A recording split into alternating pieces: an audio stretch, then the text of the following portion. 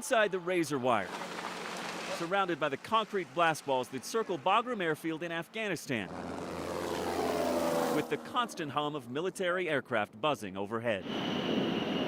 Not exactly the best place to honeymoon. A lot of these places are not able to land. Yet this is where helicopter pilot and Air Force Captain Mike Kingery from Golden, Colorado is spending some of the first few months of his married life. We met actually at an Air Force school, and then we got married in Vegas. Kingery and his wife McKay were only married 4 months when he was sent away to Afghanistan. Now she's in Japan, where he's normally stationed, while he's here at war with a dangerous job, flying these modified Black Hawk helicopters into the battlefield to pick up pilots who've been shot down or soldiers who've been injured, while sometimes being shot at himself. One of the ones we took took a bullet hole, took a 7.62, so an AK round in the front flare bucket, and punched all the flares off. It is no doubt hard to keep a new bride and the family back home in Colorado calm when this is your workplace. Have to be careful how many details you give. And speaking of that, how do you stay connected with those loved ones when you're at war?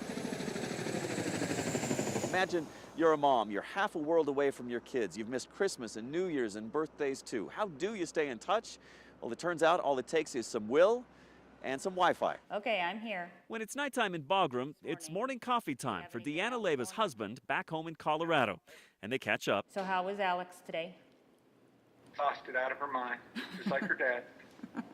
With a little help from the iPad.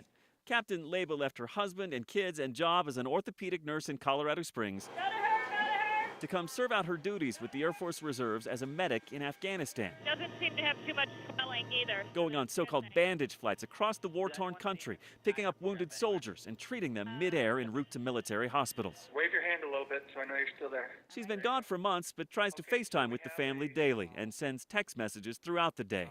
Wartime communications come a long way from the old days when it took 6 weeks to get a letter back home. Okay, that's done.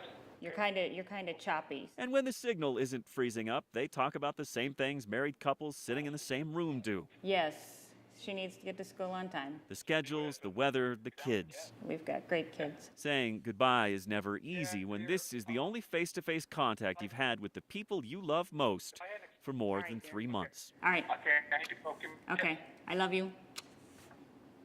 Okay, I love you, okay? Okay. All right, be careful today, okay? I will. You too. Okay. Bye.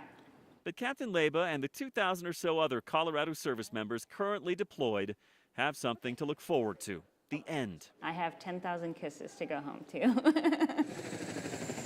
The longest war in U.S. history is winding down, and by the end of next year, most everyone sent to Afghanistan will finally be home from war after tremendous personal sacrifice.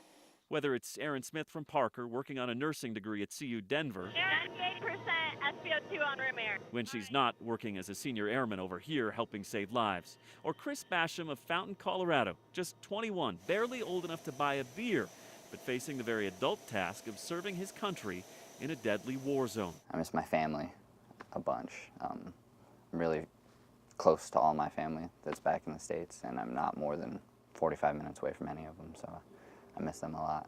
I think my mom worries about it more than I do. Or that newlywed pilot managing to somehow find marital bliss. We get to do the FaceTime thing like pretty much once a day, so that's nice. Here in a place that isn't exactly ideal for a honeymoon.